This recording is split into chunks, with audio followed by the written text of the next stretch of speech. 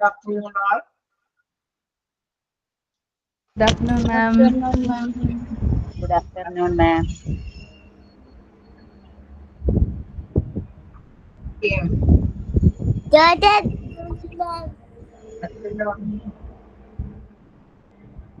ഇപ്പൊ എല്ലാവരും വെക്കേഷനൊക്കെ ആവാറായി, കുട്ടികൾക്കൊക്കെ ഫ്രീ ആവുന്ന ടൈമൊക്കെ ആയി അല്ലേ? നമുക്ക് അടുത്ത് നമുക്കും ഒരു ചെറിയ ഗ്യാപ്പ് കിട്ടും അല്ലേ? 1 വീക്ക് നമുക്കും ക്ലാസ്സുകളൊന്നും ഉണ്ടാവില്ല. എല്ലാവരും വിശ്രമല്ലേ, നല്ല സന്തോഷത്തിന്റേതായിട്ടുള്ള ചൂടിയിലേക്കൊക്കെ പോകാനായിട്ടുള്ള ഒരു തയ്യാറെടുപ്പാണ് അല്ലേ? ഓക്കെ, എനിവേ നമുക്കൊന്ന് ക്ലാസ് എടുത്ത് കുറച്ച് കഴിയുമ്പോൾ നമുക്ക് എന്തെങ്കിലുമൊക്കെ ഒന്ന് ഡിസ്കസ് ചെയ്യാം. അപ്പൊ കുറച്ച് നേരം നമുക്ക് ക്ലാസ് എടുക്കാലോ? ഓക്കെ. ഇപ്പൊ കഴിഞ്ഞ ദിവസം നമ്മൾ എവിടെ വരെയായിരുന്നു നിർത്തിയത്? കവർ ചെയ്യേണ്ടതുണ്ട്. അപ്പൊ കുറച്ച് നേരം നമുക്ക്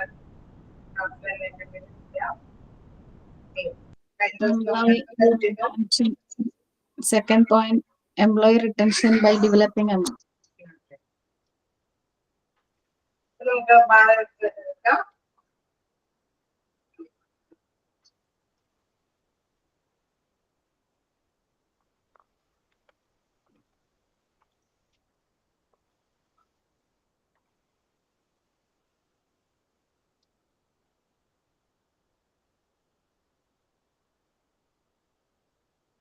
ഓക്കെ, അപ്പൊ നമുക്ക് മനസ്സിലായി അല്ലെ? റിട്ടൻഷൻ കാര്യങ്ങളൊക്കെ നമ്മൾ കൃത്യമായിട്ട് തന്നെ കഴിഞ്ഞ ദിവസം ഡിസ്കസ് ചെയ്തു. റെഡ്യൂസ് ചെയ്ത് വരണമെങ്കിൽ തീർച്ചയായിട്ടും എംപ്ലോയിക്ക് സാറ്റിസ്ഫൈഡ് ആവുന്നതിനൊക്കെ നമ്മൾ ഡിസ്കസ് ചെയ്തു. ഓക്കെ, ഇത് നെക്സ്റ്റ് പോയിന്റ് ആയിട്ട് പറയുന്നത് higher productivity, flexibility and innovation. നമുക്കറിയാം, ഉത്പാദനക്ഷമതയുള്ള എംപ്ലോയീസ് ആയിരിക്കണം. അതേപോലെ തന്നെ പുതുമ കാര്യങ്ങൾക്കൊക്കെ എന്തെങ്കിലും വേരിയേഷൻസ് ഉണ്ടായിരിക്കും, അത് ആക്സെപ്റ്റ് ചെയ്യാനായിട്ട് തയ്യാറാണ്. അല്ലെ? അപ്പൊ അങ്ങനെ വെച്ച് നോക്കുമ്പോൾ നമുക്ക് എന്താണ് അടുത്ത് പറയുന്നത്? Flexibility is the work place health, impact on innovation as well as the efficiency of employment.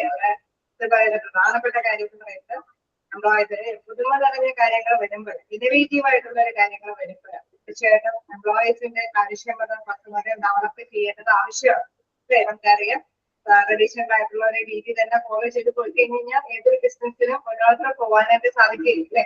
അപ്പൊ ഇന്നോവേറ്റീവ് ആയിട്ടുള്ള എന്തെങ്കിലും കാര്യങ്ങൾ വരുമ്പോൾ അതും നേരിടാനായിട്ടുള്ള എഫിഷ്യന്റ് ആയിട്ടുള്ള എംപ്ലോയീസ് നമ്മുടെ ഓർഗനൈസേഷനിലോ ഉണ്ടായിരിക്കും. Okay, flexibility has A huge impact on how A company attract hires and retain top talent.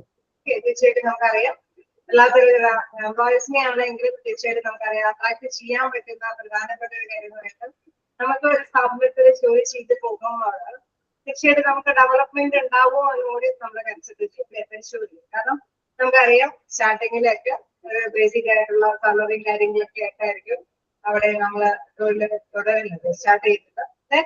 നമ്മുടെ സാലറിയും കാര്യങ്ങളൊക്കെ ഇൻക്രീസ് ചെയ്യണമെങ്കിൽ കുറച്ചും കൂടി നല്ല പ്രൊമോഷൻ സാധ്യതകളൊക്കെ അവിടെ ലഭ്യമാക്കേണ്ടത് ആവശ്യമാണ്. തീർച്ചയായിട്ടും അതിനനുസരിച്ചുള്ള ചേഞ്ചിങ് ഫ്യൂച്ചറിനെ കൂടി ഫോക്കസ് ചെയ്തിട്ടുള്ള കമ്പനികളാണ് എങ്കിൽ മാത്രമാണ് ഓരോ എംപ്ലോയീസിനും അവിടേക്ക് പോകാനായിട്ടുള്ള ആഗ്രഹം ഉണ്ടാവും. അല്ലെ?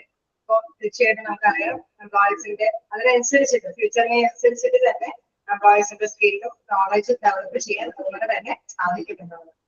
Innovation can lead to higher productivity. തീർച്ചയായിട്ടും നമുക്കറിയാം, ഉത്പാദനക്ഷമത വർദ്ധിപ്പിക്കാനായിട്ട് ഇന്നോവേഷൻ കൂടുതൽ നമുക്കേ തീരും. കാരണം നമുക്കറിയാം, ഏതൊരു സ്ഥാപനമാണെങ്കിലും അതൊരു ഹോസ്പിറ്റൽ ആയിക്കോട്ടെ, പ്രൊഡക്റ്റ് ഓറിയന്റഡ് ആയിട്ടുള്ള ഒരു ബിസിനസ് ആയിക്കോട്ടെ, നമുക്ക് കസ്റ്റമേഴ്സിന് അല്ലെ തീർച്ചയായിട്ടും നമുക്ക് ലഭ്യമാക്കണമെങ്കിൽ പുതുമ നിറഞ്ഞ കാര്യങ്ങൾ ഇംപ്ലിമെന്റ് ചെയ്തിട്ടുള്ള കാര്യങ്ങളായിരിക്കും ഏതൊരു കസ്റ്റമേഴ്സും ആഗ്രഹിക്കുന്നത്. അല്ലെ? അപ്പൊ അതിനനുസരിച്ചിട്ടുള്ള എഫിഷ്യൻസി അല്ലെ, അതിനനുസരിച്ചിട്ട് അവിടെയുള്ള നിലവിലുള്ള എംപ്ലോയീസിന്റെ എഫിഷ്യൻസി ഡെവലപ്പ് ചെയ്യേണ്ടത് ആവശ്യമാണ്. As the productivity increases, more goods and services are produced and economic growth. തീർച്ചയായിട്ടും നമുക്കറിയാം, പുതുമ നിറഞ്ഞ ടെക്നോളജിക്കൽ ആയിട്ടുള്ള ഡെവലപ്മെന്റ് ഒക്കെ എംപ്ലോയീസ് അത് നേടിയെടുക്കുന്നുണ്ടെങ്കിൽ തീർച്ചയായിട്ടും അവരുടെ ഗുഡ്സിലും അല്ലെ, അവർ പ്രൊഡ്യൂസ് ചെയ്യുന്ന ഗുഡ്സിലാണെങ്കിലും സർവീസിലാണെങ്കിലും അത് കൃത്യമായിട്ട് പ്രകടമാക്കാനായിട്ടുള്ള സാധ്യതയുണ്ട്. ഇതിനെ ഡെവലപ്പ് ചെയ്ത് നമുക്ക് ഒരു സാമ്പത്തിക ഭദ്രത ഉറപ്പുവരുത്താനായിട്ട് സാധിക്കും. ഓക്കെ, നമുക്കറിയാം, ഒരു ഡൗൺ ആയിട്ടുള്ള ബിസിനസ്സിനെ സംബന്ധിച്ച് അവിടെ സാമ്പത്തിക ഭദ്രത ഉണ്ടാവോ? ചാൻസ് ഉണ്ടാവും. ഇല്ല അല്ലെ? നമുക്ക് തീർച്ചയായിട്ടും നമുക്കറിയാം എപ്പോഴും ഏതൊരു സ്ഥാപനമാണെങ്കിലും പുതുമ നിറഞ്ഞ കാര്യങ്ങൾ ഉൾക്കൊള്ളണം അല്ലെ? ഫ്ലെക്സിബിലിറ്റി ആയിരിക്കും, ഫ്ലെക്സിബിൾ ആയിരിക്കും, എംപ്ലോയീസും ഫ്ലെക്സിബിൾ ആയിരിക്കും. അതായത് പുതുമ നിറഞ്ഞ കാര്യങ്ങളൊക്കെ ഏത് ചെയ്യാനുള്ള ഒരു ശേഷി അല്ലെ, അതും എംപ്ലോയീസിൽ ഡെവലപ്പ് ചെയ്യുന്നത് മസ്റ്റ് ആയിട്ടുള്ള കാര്യമാണ്. Innovation and productivity growth bring a vast benefit for consumers and the business. Okay, തീർച്ചയായിട്ടും നമുക്കറിയാം പുതുമ നിറഞ്ഞ കാര്യങ്ങളൊക്കെ അവിടെ ഉൾപ്പെടുത്തിയിട്ട് നമ്മുടെ ബിസിനസ് കണ്ടക്ട് ചെയ്ത് അല്ലെങ്കിൽ മുന്നോട്ട് കൊണ്ടുപോകുമ്പോൾ എന്താണ് കസ്റ്റമേഴ്സിനും അല്ലെ ഉപഭോക്താക്കൾക്ക് അത് ഹെൽപ്ഫുൾ ആണ്, അതുപോലെ തന്നെ ബിസിനസ്സിനും അത് ഹെൽപ്ഫുൾ ആണ്. കാരണം നമുക്കറിയാം ഡിമാൻഡ് ചെയ്ത് വരുന്നത് പുതുമ നിറഞ്ഞ കാര്യങ്ങളെ കുറിച്ച് അല്ലെ, പുതുമ നിറഞ്ഞ കാര്യങ്ങളൊക്കെ മുൻപോട്ട് ചെയ്ത കാര്യങ്ങളായിരിക്കും അവർ ആഗ്രഹിക്കുന്നത്, കസ്റ്റമേഴ്സ് ആഗ്രഹിക്കുന്നത്. സോ അതിനനുസരിച്ചിട്ട് ഡെവലപ്പ് ചെയ്യുമ്പോൾ ആ ബിസിനസ് വളർച്ചയിലൂടെ തന്നെ കടന്നു പോകാനായിട്ടുള്ള സാധ്യതയാണ്. സോ അവിടെയുള്ള എംപ്ലോയീസിന് അപ്പൊ മസ്റ്റ് ആയിട്ട് എന്ത് ആവശ്യമാണ്? ഫ്ലെക്സിബിൾ ആയിട്ടുള്ള ഒരു അല്ലെ നോളജും അതിൽ തന്നെ സ്കില്ലും അത് ഡെവലപ്പ് ചെയ്യാനായിട്ടുള്ള ശേഷി അവിടെ ആവശ്യമാണ്. അല്ലേ? Higher productivity, flexibility and innovation. Productivity, ഉത്പാദനക്ഷമത, ഫ്ലെക്സിബിലിറ്റി, അയവ് വരുന്നത് അല്ലെ, മാറ്റങ്ങൾക്ക് വിധേയമാകുമ്പോൾ നമ്മൾ ഉൾക്കൊള്ളണം. ഇന്നോവേഷൻ, പുതുമ നിറഞ്ഞ കാര്യങ്ങൾ. Flexibility in the workplace has the impact on innovation as well as the efficiency of employees. അതായത് ഫ്ലെക്സിബിലിറ്റി എന്ന് പറയുന്നത് എന്താണ്? നമ്മളെ മാറ്റങ്ങൾ ഉൾക്കൊള്ളാനായിട്ടുള്ള ഒരു ചേഞ്ചിങ് അല്ലെ, അത് ആ ഒരു ഫ്ലെക്സിബിൾ ആയിട്ടുള്ള ഒരു നേച്ചർ അത് തീർച്ചയായിട്ടും വർക്ക് പ്ലേസിൽ അല്ലെ, വർക്ക് പ്ലേസിൽ അവിടെ ഉണ്ടാകില്ല. തീർച്ചയായിട്ടും നമുക്കറിയാം ഇന്നോവേറ്റീവ് ആയിട്ടുള്ള കാര്യങ്ങൾ കൂടി നമുക്ക് അല്ലെ നമുക്ക് നമ്മുടെ ഓർഗനൈസേഷൻ നമ്മുടെ സ്ഥാപനത്തിൽ ഉൾപ്പെടുത്താനായിട്ട് സാധിക്കും. ഓക്കെ, എംപ്ലോയീസ് പറയുകയാണ് ഓക്കെ പുതിയ ഇംപ്ലിമെന്റ് ചെയ്ത മെഷീനെ കുറിച്ചിട്ട് ഞങ്ങൾക്ക് അറിയിക്കാം, സോ ഞങ്ങൾ ഈ ചെയ്യുന്ന വർക്ക് മാത്രമേ ചെയ്യുള്ളൂ. അങ്ങനെ ഒരു എംപ്ലോയീസിന്റെ ഭാഗത്ത് അങ്ങനെ ഒരു റിപ്ലൈ ആണെങ്കിൽ പുതുമ നിറഞ്ഞ കാര്യങ്ങൾ ഉൾപ്പെടുത്താൻ പറ്റുമോ? ഓർഗനൈസേഷന് പുതുമ നിറഞ്ഞ കാര്യങ്ങൾ ഉൾപ്പെടുത്താൻ പറ്റുമോ?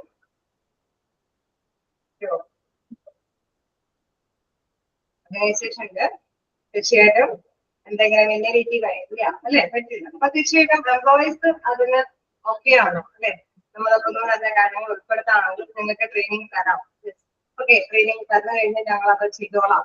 അങ്ങനെ ഒരു മനോഭാവം എംപ്ലോയിയുടെ ഭാഗത്ത് നിന്ന് ഉണ്ടാവുകയാണെങ്കിൽ നമുക്കറിയാം ഇന്നോവേറ്റീവായ കാര്യങ്ങളും നമ്മളുടെ ഓർഗനൈസേഷന് നമ്മുടെ സ്ഥാപനത്തില് അത് ഉൾപ്പെടുത്താനായിട്ട് സാധിക്കും അല്ലേ. അപ്പൊ അവിടെ മനസ്സിലാക്കുക flexibility in the work place അതാണ് impact on innovation as well as efficiency of എംപ്ലോയീസിന്റെ കാര്യക്ഷമത, അതേപോലെ തന്നെ പുതുമ നിറഞ്ഞ കാര്യങ്ങളിലേക്ക് അല്ലെ അതിലേക്ക് സ്വാധീനിക്കുന്ന ഒരു പ്രധാനപ്പെട്ട ഘടകം എന്ന് പറയുന്നത് ഫ്ലെക്സിബിൾ ആയിരിക്കുക എന്നുള്ളതാണ്. അതായത് എംപ്ലോയീസ് ഫ്ലെക്സിബിൾ ആയിട്ട് ചിന്തിക്കുകയും അതിനനുസരിച്ചിട്ട് തന്നെ മുന്നോട്ട് പോകാനായിട്ട് തയ്യാറാവുകയും ചെയ്യുക എന്നുള്ളതാണ്. Okay, flexibility has a huge impact on how we combine employees, hires and retain top talent. തീർച്ചയായിട്ടും നമുക്കറിയാം ഫ്ലെക്സിബിൾ ആണ് എങ്കിൽ ഏറ്റവും ടാലന്റഡ് ആയിട്ടുള്ള എംപ്ലോയീസിലേക്ക് ഡെവലപ്പ് ചെയ്ത് പോകാനായിട്ട് സാധിക്കും. കാരണം നമുക്കറിയാം പുതുമ നിറഞ്ഞ കാര്യങ്ങൾ അവർക്ക് ക്യാച്ച് ചെയ്യാനായിട്ടുള്ള ആഗ്രഹമുണ്ട്, അത് പഠിക്കാനുള്ള അവസരങ്ങൾ സൃഷ്ടിക്കുകയാണെങ്കിൽ അവരത് ഗെയിൻ ചെയ്യുകയും ചെയ്യും. സോ നമുക്കറിയാം ഫ്യൂച്ചറിൽ വരുന്ന ഏത് വെല്ലുവിളിയും ഏത് ചലഞ്ചസിനെ ഫേസ് ചെയ്യാനായിട്ട് പര്യാപ്തമായിട്ടുള്ള എംപ്ലോയി ആയിട്ട് അവർ മാറുകയും ചെയ്യും. ശരിയല്ലേ? അല്ലേ? തീർച്ചയായിട്ടും കമ്പനിയിലും നമുക്കറിയാം അങ്ങനെ ഫ്രഷേഴ്സിനൊക്കെ എടുക്കാൻ കാരണം എന്താ, ഫ്രഷേഴ്സിന് എന്തെങ്കിലുമൊക്കെ പുതുതായ കാര്യങ്ങളൊക്കെ എളുപ്പത്തിൽ ക്യാച്ച് ചെയ്യാനൊക്കെ ആയിട്ട് സാധിക്കും. സോ അവരെ കൊണ്ട് അല്ലെ ഭാവിയിൽ നമുക്ക് കൂടുതൽ കാര്യങ്ങൾ നേടിയെടുക്കാനായിട്ട് സാധിക്കും എന്നുള്ളൊരു ലക്ഷ്യമുള്ളത് കൊണ്ടാണ് ഫ്രഷേഴ്സിനൊക്കെ അവർ എടുക്കുന്നത്. മിക്ക കമ്പനികളും അല്ലെ ഏജ് ബാർ ലിമിറ്റ് ഒക്കെ വെച്ചിട്ട് ഫ്രഷേഴ്സിനൊക്കെ എടുക്കുന്നത്. എന്തെങ്കിലും മാറ്റങ്ങൾ അവിടെ ഡെവലപ്പ് ചെയ്യാൻ ഉദ്ദേശിക്കുന്നുണ്ടെങ്കിൽ അത് അക്സെപ്റ്റ് ചെയ്യാനായിട്ട് എംപ്ലോയീസും തയ്യാറായി. Okay, innovation can lead to high productivity. നമുക്കറിയാം നമ്മൾ നടന്ന കാര്യങ്ങളൊക്കെ നമ്മുടെ സ്ഥാപനത്തിൽ ഉൾപ്പെടുത്തുമ്പോൾ ഉത്പാദനക്ഷമത വർദ്ധിപ്പിക്കും. കാരണം എന്തുകൊണ്ടാണ്? നമുക്കറിയാം കസ്റ്റമേഴ്സ് ഒക്കെ ഡിമാൻഡ് ചെയ്യുന്നത് പുതുമ നിറഞ്ഞ കാര്യങ്ങളാണ് അല്ലെ. ഒരു ബസ് തന്നെ നമുക്കറിയാം ഒരു ഷോപ്പില് കുറച്ച് തവണ ഒരു ക്ലിന്റ് എത്താം, അത് കഴിയുമ്പോഴേക്കും നെക്സ്റ്റ് പാറ്റേൺ ആയിരിക്കും അല്ലേ. ശരിയല്ലേ? ഓക്കെ, അപ്പൊ തീർച്ചയായിട്ടും നമുക്ക് എല്ലാ കാര്യങ്ങളും അങ്ങനെ തന്നെയാണ് അല്ലെ. ഏതൊരു സ്ഥാപനമാണെങ്കിലും നമുക്കറിയാം മാനുവലി കൈകാര്യം ചെയ്തുകൊണ്ടിരുന്ന കാലഘട്ടമൊക്കെ കഴിഞ്ഞുപോയി അല്ലെ. അപ്പൊ ടെക്നോളജി ഡെവലപ്പ് ചെയ്യുന്നതനുസരിച്ചിട്ട് കമ്പ്യൂട്ടറിന്റെ ഒക്കെ സഹായത്തോട് കൂടിയിട്ടാണ് എല്ലാ കാര്യങ്ങളും ഉള്ളത്. അപ്പൊ അതിനെ കുറിച്ചിട്ടുള്ള അവയർനെസ് അത് നേടിയെടുക്കാൻ നോക്കിയാണ് എങ്കിൽ തീർച്ചയായിട്ടും നമുക്കറിയാം അത്തരത്തിലുള്ള എംപ്ലോയീസിന് ഏതൊരു ഓർഗനൈസേഷനും ആക്സെപ്റ്റ് ചെയ്യാനായിട്ട് തയ്യാറാവും. സോ അവിടെ പറയാണ് ഇങ്ങനെ ഇൻക്രീസ് ചെയ്യുമ്പോൾ പ്രൊഡക്ടിവിറ്റി ഇൻക്രീസ് ചെയ്യുമ്പോൾ തീർച്ചയായിട്ടും നമുക്കറിയാം എക്കണോമിക് ഗ്രോത്ത് അവിടെ ഡെവലപ്പ് ചെയ്യാനായിട്ടുള്ള സാധ്യതയുണ്ട്. അതായത് സാമ്പത്തിക വളർച്ച കൈവരിക്കാനായിട്ട് സാധിക്കും. സോ അവിടെ പറയാണ് innovation and productivity growth brings the vast benefit for consumers and business. ചേട്ടൻ ബിസിനസ്സിന് അല്ലെ കൺസ്യൂമേഴ്സ് ഉപഭോക്താക്കൾക്കെല്ലാം തന്നെ ഇത്തരത്തില് നല്ലൊരു ഡെവലപ്പ് ചെയ്തിരിക്കുന്ന ഗ്രോത്ത് തീർച്ചയായിട്ടും അവിടെ എല്ലാവർക്കും തന്നെ ഹെൽപ്ഫുള്ളാണ്. ഓക്കെ അല്ലേ? ആണോ? ഫ്ലെക്സിബിൾ ആയിരിക്കണം. ഫ്ലെക്സിബിൾ ആയ കാര്യങ്ങൾ ഉൾക്കൊള്ളാനായിട്ട് എംപ്ലോയീസ് വില്ലിംഗ് ആയിരിക്കും. Accomplish organisation objectives. നമുക്കറിയാം ഏതൊരു സ്ഥാപനത്തിലും എംപ്ലോയീസിന്റെ നല്ല ഹാർഡ് വർക്കിംഗ് കൊണ്ടാണ് തീർച്ചയായിട്ടും ആ സ്ഥാപനത്തിന്റെ ലക്ഷ്യങ്ങളൊക്കെ നേടിയെടുക്കാനായിട്ട് പറ്റുന്നത് അല്ലെ. Organisation goals are strategic objectives that companies management establish to outline expected outcomes and guide employees about.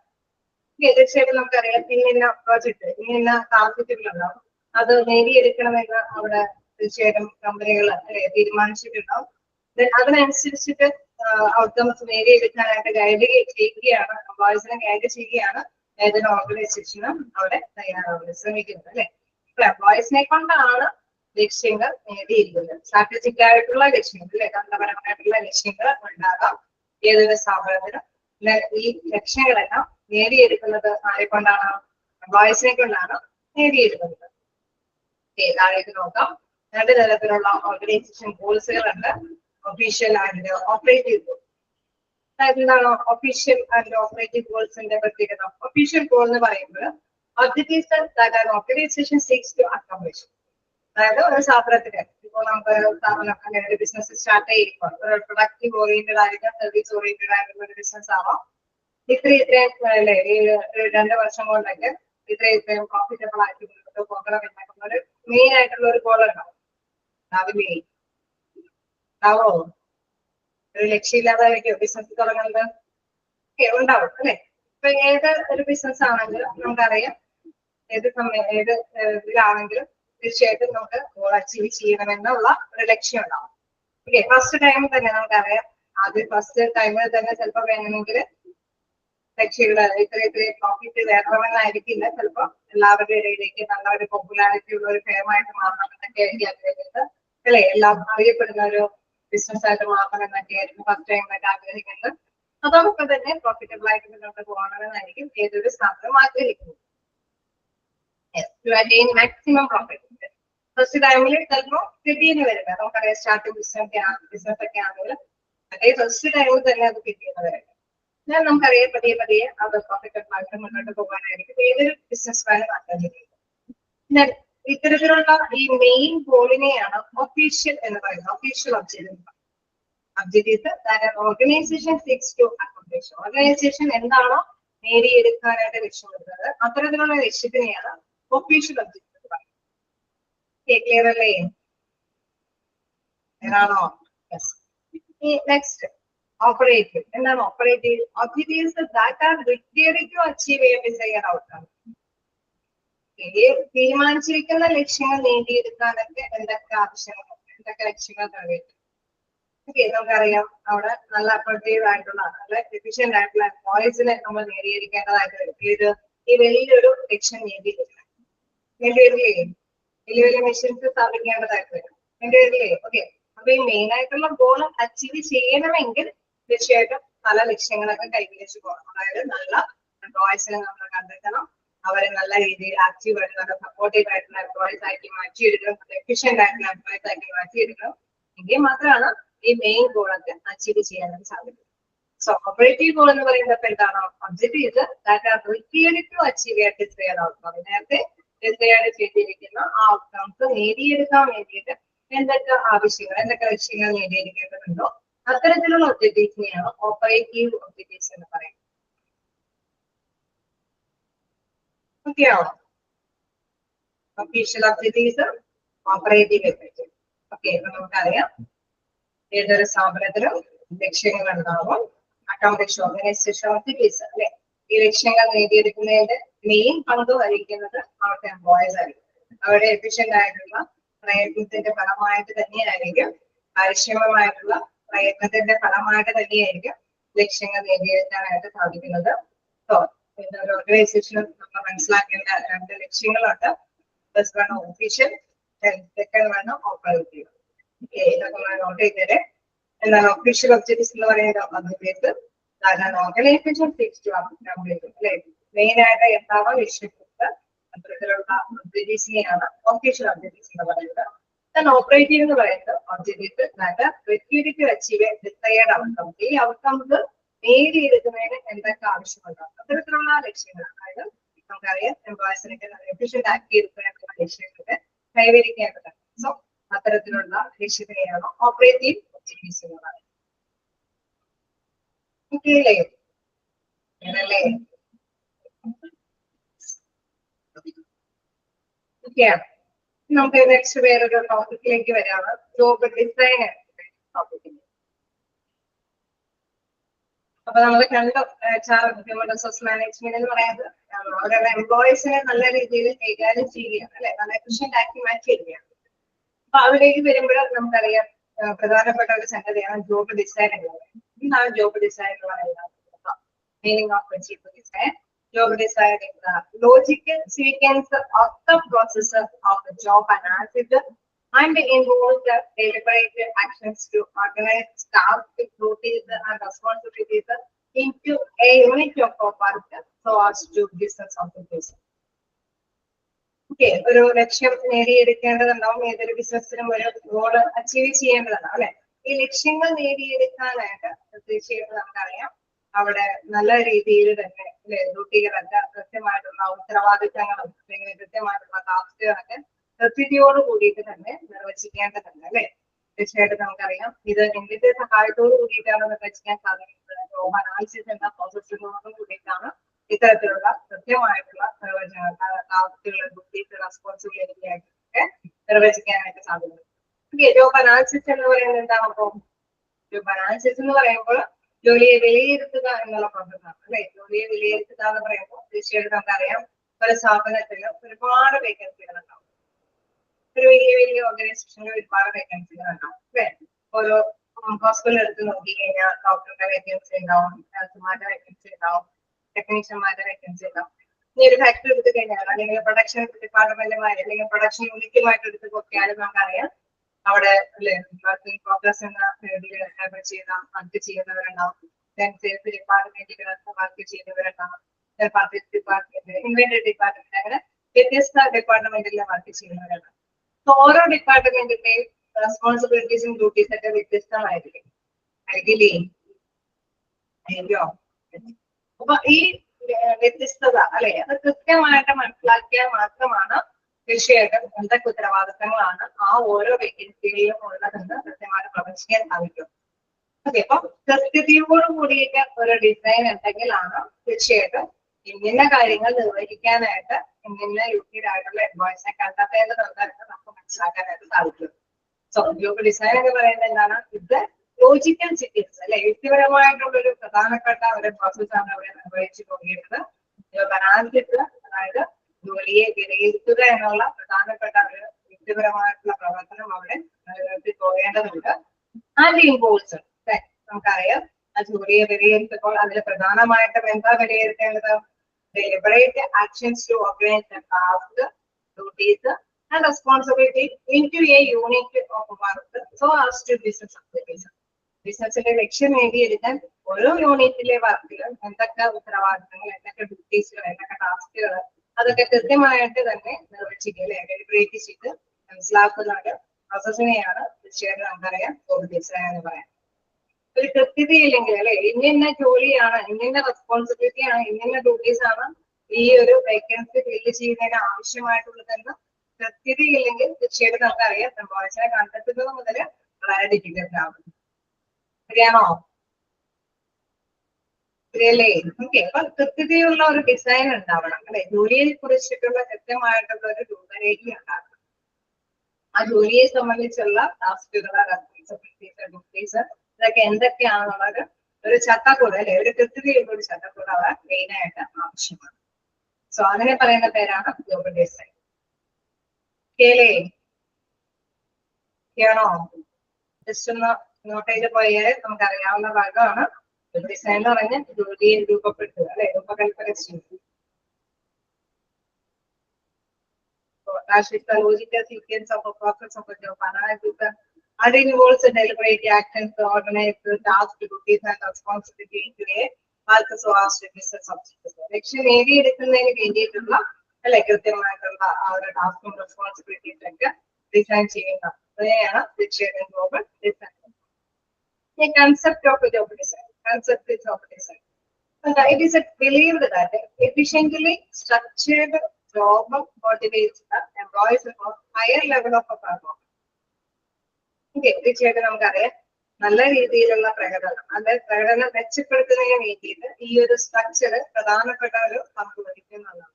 നമുക്കറിയാം ഇന്ന ഡ്യൂട്ടികളൊക്കെ ചെയ്യേണ്ടതുണ്ട് അല്ലെ, ഇന്ന ടൈമിൽ ഉപയോഗം നിർവഹിക്കാം.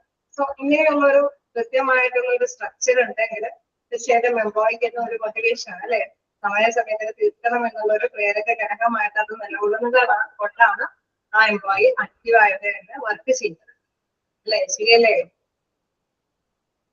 ഇങ്ങനെ ടൈമിനുള്ളിൽ ഇങ്ങനെ ഡ്യൂട്ടികളൊക്കെ നിർവഹിക്കണം എന്നുള്ള ഒരു ഐഡിയ ഉണ്ടെങ്കിലല്ലേ ആ എംപ്ലോയി നല്ല രീതിയിൽ ബെറ്റർ ആയിട്ട് പെർഫോം ചെയ്യുള്ളൂ. അതെ, ഓക്കെ, അത് തന്നെയാണ് നമ്മുടെ എടുത്ത് പറയുന്നത്. It is believed that efficiently structured job motivates the employee for higher level of performance. അവരുടെ പെർഫോമൻസ് ഹയർ ആവാൻ അല്ലെ, അത് വർദ്ധിപ്പിക്കാനായിട്ടുള്ള സാധ്യത ഈ ഒരു സ്ട്രക്ചർ കൊണ്ട് സാധിക്കുമല്ലോ. Poorly designed job often result in a boredom and employee frustration, high turnover, reduced motivation, low level of productivity, and increase in operating. അപ്പൊ ഇനി ഈ ഒരു നല്ല കൃത്യമായിട്ടുള്ള ഒരു സെറ്റപ്പ് ഇല്ലെങ്കിൽ എന്താ അത്ര വ്യക്തി വരുന്നത്? വേറെ ഡിസൈൻഡ് ആയിട്ടുള്ള ജോബ് ആണെങ്കിൽ എന്താ സംഭവിക്കാം? എംപ്ലോയിക്ക് ബോർഡായിരിക്കും അല്ലെ, അതായത് അവർക്ക് എന്താ ചെയ്യേണ്ടതെന്ന് അറിയില്ല. രാവിലെ ഡ്യൂട്ടിക്ക് വരുമ്പോഴാണ്, അവിടെ ചെല്ലുമ്പോഴാണ് എന്താ ചെയ്യേണ്ടതെന്ന് അറിയുന്നത്. ടേൺ ഓവർ റേറ്റ് ഒക്കെ കൂടും. എന്തുകൊണ്ടാണ് ടേൺ ഓവർ റേറ്റ് കൂടുതൽ പറയുന്നത്? കാരണം ഒരു കൃത്യതയില്ല, നാളെ ഈ ജോലി ഉണ്ടാവോ, നാളെ കിട്ടണമോ ഡ്യൂട്ടി, ഈ കമ്പനി നിലനിന്ന് പോകുമോ എന്നൊക്കെ ഒരു ടെൻഷൻ എംപ്ലോയിയുടെ മൈൻഡിൽ ഉണ്ടാവാൻ ചാൻസ് ഇല്ലേ, ശരിയല്ലേ? കാരണം കൃത്യതയൊന്നുമില്ല, എന്താ ചെയ്യേണ്ടതെന്നുള്ളത് അവിടെ ചെല്ലുമ്പോഴാണ് പറയുന്നത്. ചെല്ലുമ്പോ അതിനനുസരിച്ചിട്ട് ഒരു ഡ്യൂട്ടി ചെയ്യുന്നു. ഓക്കെ, ഒരു ഫ്യൂച്ചറിലേക്ക് ഫോക്കസ് ചെയ്ത് അല്ലെങ്കിൽ ഒരു നല്ലൊരു പ്ലാനിങ്ങോട് കൂടിയിട്ടല്ലാതെ ആയതുകൊണ്ട് തന്നെ അവർക്കൊരു ടെൻഷൻ ആയിരിക്കും, എംപ്ലോയിക്ക് ടെൻഷൻ കൂടുതൽ ഉണ്ടാവാനുള്ള സാധ്യതയുണ്ട്. സോ അവർക്ക് അല്ലെ എംപ്ലോയിക്ക് frustration and high turnover, അവര് വിട്ടുപോകാൻ ചാൻസ് ഉണ്ടാവും അല്ലെ, ആ സ്ഥാപനത്തിൽ നിന്ന് തന്നെ ഒഴിഞ്ഞു പോകാനായിട്ടുള്ള സാധ്യത കൂടുതലായിരിക്കും. Reduce motivation. ഓക്കെ, അതൊരു തരത്തിലും ടൈമിനുള്ളിൽ തീർക്കണമെന്നുള്ള ഒരു മോട്ടിവേഷൻ ഒന്നും ഉണ്ടാവില്ല അല്ലേ, കാരണം കൃത്യമായിട്ടൊരു ചട്ടക്കൂടിയില്ല, ഇന്ന സമയത്ത് തീർക്കണമെന്നോ ഇന്നതാണ് ടാസ്ക് എന്നോ എന്നുള്ള ഒരു പ്രത്യേകമായിട്ടുള്ള കാര്യങ്ങളൊന്നും ഉണ്ടാകുന്നതുകൊണ്ട് അവർക്ക് പ്രത്യേക മോട്ടിവേഷനൊന്നും ഉണ്ടാവില്ല. പ്രൊഡക്ടിവിറ്റി അങ്ങനെ വരുമ്പോൾ അവർ ഹാർഡ് വർക്ക് ചെയ്യുമോ? സമയത്തിനുള്ളിൽ തീർക്കാവുന്ന ഒരു പ്രത്യേക നിബന്ധനകളില്ലെങ്കിൽ അവർ ഹാർഡ് വർക്ക് ചെയ്യില്ല അല്ലെ, കെയർലെസ് ആയിട്ടൊക്കെ ആയിരിക്കും വർക്ക് ചെയ്യുന്നത്.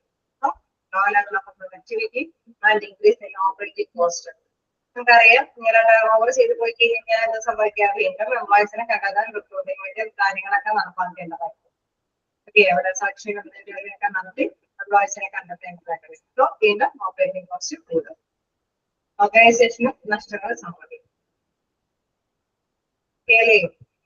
ജോബ് ഡിസൈൻ എന്ന് പറയുന്നത് അവർക്ക് ഒരു സ്ട്രക്ചർ ഉണ്ട്, ഒരു ഘടന ഉണ്ടായിരുന്നു. ഇന്ന റെസ്പോൺസിബിലിറ്റി, ഇന്ന ടാസ്കുകൾ, ഇന്ന ടൈമിനുള്ളിൽ. ഓക്കെ, അതിനെ കുറിച്ചിട്ടൊരു കൃത്യമായ ജോലിയെ കുറിച്ചിട്ടുള്ള ഒരു കൃത്യമായിട്ടുള്ള ഒരു ഐഡിയ സ്ട്രക്ചറിനെയാണ് നമ്മൾ ജോബ് ഡിസൈൻ എന്ന് പറയുന്നത്. അപ്പൊ ജോബ് ഡിസൈൻ ഇല്ല എങ്കിൽ എന്താ പ്രത്യേകത? വേറെ ഡിസൈൻഡ് ആണെങ്കിൽ ഓക്കെ നമുക്കറിയാം ഓപ്പോസിറ്റ് ആയിട്ടുള്ള റിവേഴ്സ് ആയിട്ടുള്ള കാര്യങ്ങൾ ചെയ്യുന്നില്ല. അത് ബോർഡമായിരിക്കും, employee high turnover rate ആയിരിക്കും, അതേമാതിരി റെഡ്യൂസ് മോട്ടിവേഷൻ ആയിരിക്കും, low level of productivity and increase operating cost. ചിലപ്പോഴെങ്കിലും ഈ പുവർ ഡിസൈനുമായി ബന്ധപ്പെട്ട് ചോദ്യങ്ങളെ കുറിച്ച് കാണാറുണ്ട്. ഓർത്താൽ മതി, നമ്മള് ജോബ് ഡിസൈനിന്റെ നേരെ ഓപ്പോസിറ്റ് ആയിട്ടുള്ള കാര്യങ്ങളായിരിക്കും പുവർ ഡിസൈൻ ആയിട്ടുള്ള ചോദ്യങ്ങൾ.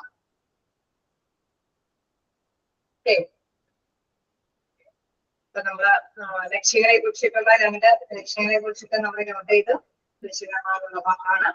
അതേപോലെ തന്നെ ജോബ് ഡിസൈൻ എന്താന്നുള്ളത് ജസ്റ്റ് മനസ്സിലാക്കി, പിന്നെ അതേപോലെ തന്നെ കൺസെപ്റ്റ് മോട്ടിവേഷൻ. ജോബ് ഡിസൈനിൽ മോട്ടിവേഷൻ ഉണ്ടാവുമെങ്കിൽ നോട്ട് അല്ലെ പുവർലി ഡിസൈൻഡ് ആയിട്ടുള്ള ഗ്രൂപ്പിലാണ് എങ്കിൽ തീർച്ചയായിട്ടും അല്ലെ റെഡ്യൂസ്ഡ് മോട്ടിവേഷൻ ആയിരിക്കും. ടേൺ ഓവർ റേറ്റ് കൂടുതലായിരിക്കും, ഹൈ ടേൺ ഓവർ റേറ്റ് കൂടുതലായിരിക്കും. ഗ്രൂപ്പ് ഡിസൈൻ ആണെങ്കിലോ ടേൺ ഓവർ റേറ്റ് കുറവായിരിക്കും. ഓക്കെ, അങ്ങനെ റിവേഴ്സ് ചെയ്ത് റിക്രൂട്ട്മെന്റിലേക്ക് കൊണ്ടുവരണം. ഓക്കെ അല്ലേ? കേറാമോ?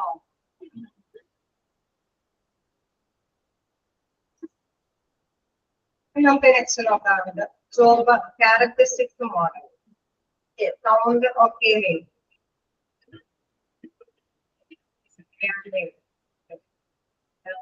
നല്ല സൗണ്ട് ഉണ്ട്, ഞാൻ അതുകൊണ്ട് തന്നെ കുറച്ച് കൂടുതൽ സൗണ്ട് എടുത്തിട്ട് തന്നെ പറയുന്നുണ്ട്. ഓക്കെയാണ്. ജോബ് ക്യാരക്ടറിസ്റ്റിക്സ് മോഡൽ നോക്കുകയാണെങ്കിൽ നമുക്കറിയാം നല്ല രീതിയിൽ റിസൾട്ട് ഗെയിൻ ചെയ്യണമെന്ന് തന്നെയാണ് ഏതൊരു സ്ഥാപനം ആഗ്രഹിക്കുന്നത് അല്ലെ. അപ്പൊ അതിന്റെ മോഡലിന്റെ പ്രത്യേകത അനുസരിച്ച് നോക്കുകയാണെങ്കിൽ job characteristics model is one of the most influential attempts to design job with the increased motivational properties and all the hammer 1975. അതായത് നല്ലൊരു ജോബ് ഡിസൈൻ അല്ലെ, അതുമായി ബന്ധപ്പെട്ട് വരുമ്പോൾ നല്ല രീതിയിൽ നല്ല ജോബ് ഡിസൈൻ ഉണ്ടാവുമ്പോൾ എംപ്ലോയീസിനെ നല്ല രീതിയിൽ മോട്ടിവേറ്റ് ചെയ്യുന്നതാണ് നമ്മൾ പറയുന്നത് അല്ലെ. വർക്ക് ചെയ്യിക്കാനായിട്ട് അവരെ നല്ല രീതിയിൽ പ്രേരിപ്പിക്കും, ഹാർഡ് വർക്ക് ചെയ്യിക്കാൻ നല്ല രീതിയിൽ പ്രേരിപ്പിക്കും എന്നുള്ളതാണ് നല്ല ജോബ് ഡിസൈൻ കൊണ്ട് ലക്ഷ്യം വരുന്നത്.